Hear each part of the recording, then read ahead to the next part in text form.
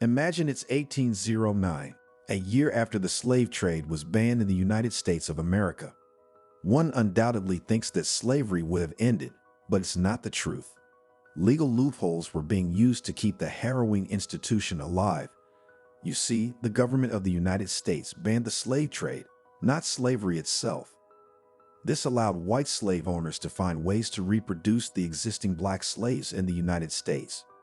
With the means to import more slaves from Africa no longer in place, slave owners decided to start slave breeding on a commercial scale by establishing slave breeding farms. But the mating and breeding done there was not how you think. In the cotton plantations were rows of cabins and wooden huts used as breeding farms that were secluded areas where black women slaves were systematically exploited for the purpose of bearing children. But how were black female slaves actually made to mate with the so-called strong black male slaves selected by the white slave owners? Were black women tied with tables, and sometimes even the slave owners would take turns? In this video, let's learn about this horrific chapter of black history that history books often skip deliberately.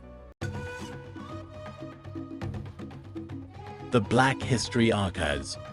The history of slavery in America is marked by the suffering of black men and women who were forced into labor on cotton and sugar plantations.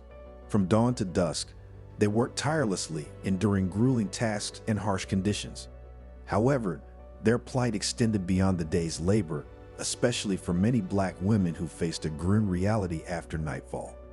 Black women slaves not only had to contend with the physical demands of plantation work, but also endured the cruel practice of slave breeding.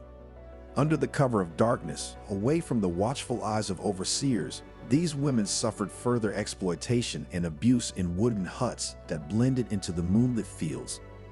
For these women, nighttime offered no respite from their anguish. The anticipation of what awaited them in those huts weighed heavily on their spirits, knowing the horrors that awaited at the hands of their oppressors. Slave breeding was a deliberate and heartless tactic employed by plantation owners to increase their human property.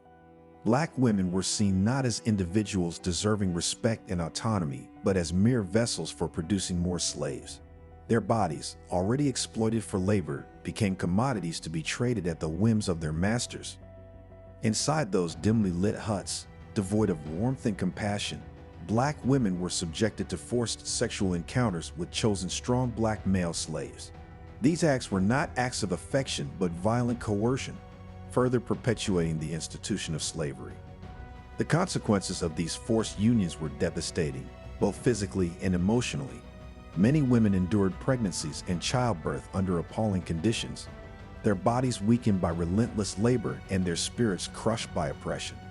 Their children, born into bondage, faced a future of servitude and suffering. Yet, perhaps the most insidious aspect of this cruelty was the psychological torment inflicted upon these women.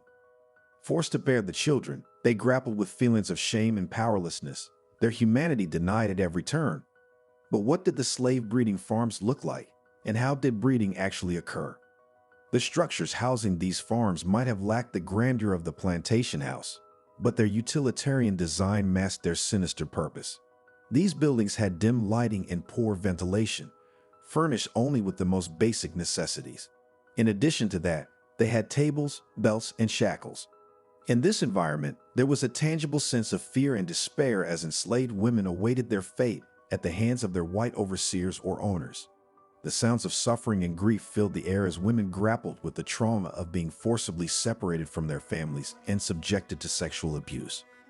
While working on the plantations, a moment would come when black female slaves were dragged mercilessly by their overseers towards the concealed wooden huts, ominously referred to as breeding farms.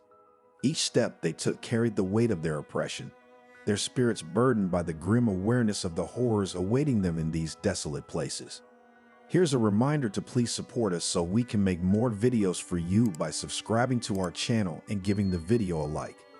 We want to build a strong community and we need your support. Let's continue now. Upon arriving at the breeding farms, the black women were made to lie on rows of makeshift tables, each one a grim testament to the imminent cruelty about to unfold. Forced onto these tables, the women were tied, their bodies rendered powerless against the will of their captors. Vulnerable in these positions, they awaited their fate with a heavy sense of dread, fully conscious of the unspeakable acts that would be inflicted upon them. Meanwhile, black male slaves trudged wearily into the breeding farms, their bodies worn out from a day of ceaseless struggle under the scorching sun. Directed towards the awaiting tables, their eyes betrayed a resignation to their fate as they braced themselves to carry out the commands of their white masters. With grim determination, the male slaves were compelled to mate with the bound black women, their bodies pressed together in a hideous display of coercion and exploitation. In some instances, multiple male slaves were coerced into taking turns with the same woman, ensuring her complete fertilization and the creation of future slaves for the plantation. The air within the cramped confines of the breeding farms resonated with the sounds of anguish and despair as the women endured the violation of their bodies. Their cries mingled with the grunts and shouts of the male slaves, creating the sound of humanity crying in unbearable voices.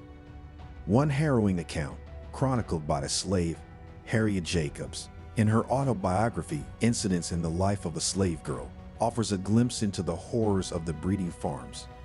Jacobs recounts the experiences of a young enslaved woman who endured unimaginable cruelty in these places. She writes that the breeding farms were chambers of unspeakable horror, where women were subjected to repeated sexual assaults at the hands of their captors.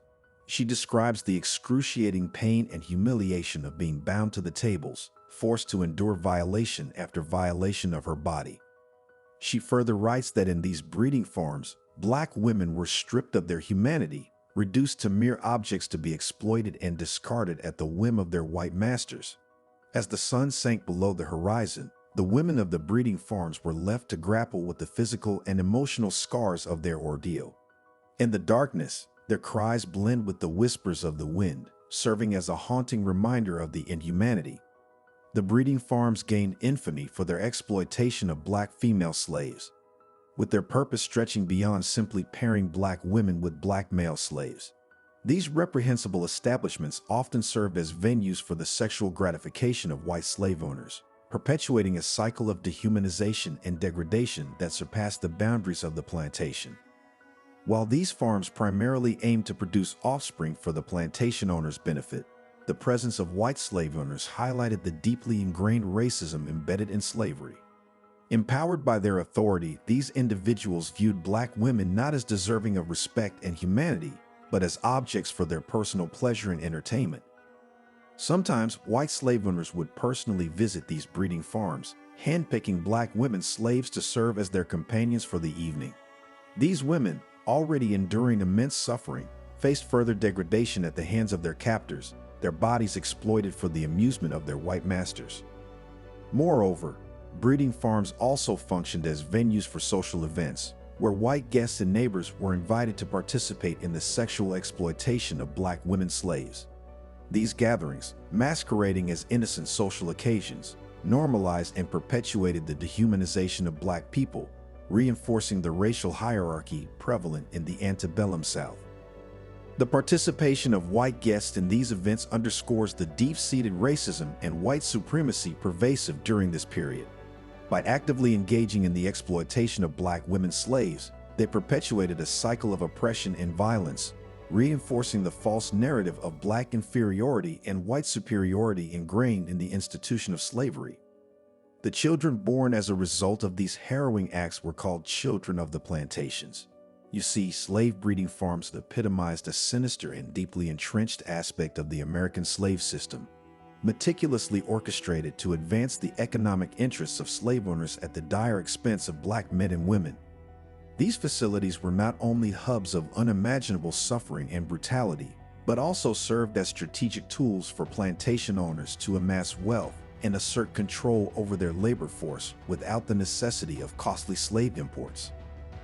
At the core of slave breeding farms lay the principle of cultivating a self-sustaining slave population, where new slaves could be bred and reared within the confines of the plantation rather than sourced externally.